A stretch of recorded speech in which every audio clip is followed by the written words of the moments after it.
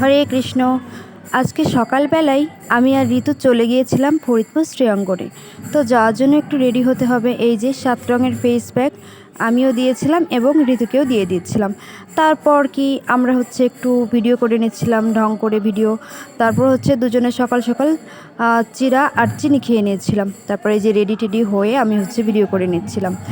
আমাদের এত সুন্দর মুহূর্ত কাটে, মানে এগুলো স্মৃতিময় সময় যাকে বলে। তারপর আমরা নিচে চলে গিয়েছিলাম, আর এই যে আমি একটু ভিডিও করে নিচ্ছিলাম এই লিফট থেকে। তো সব কিছুই দেখা যাচ্ছিল, তো সেই বিষয়টাই আমরা আলোচনা করছিলাম যে দেখতে ভীষণ ভালো লাগছে।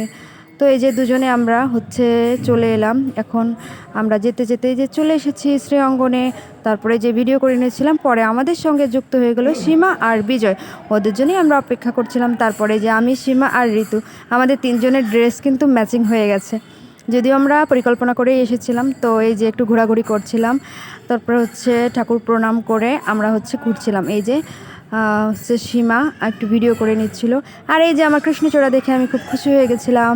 তারপর একটু দোকানে কেনাকাটার জন্য গেছিল ঋতু আর সীমা।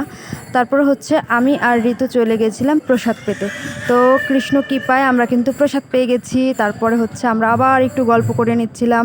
আর বিজয় বেচারা তো এসে ফেসে গেছে, শুধু আমাদের ছবি তুলে দিতে বলি, ভিডিও করে দিতে বলি।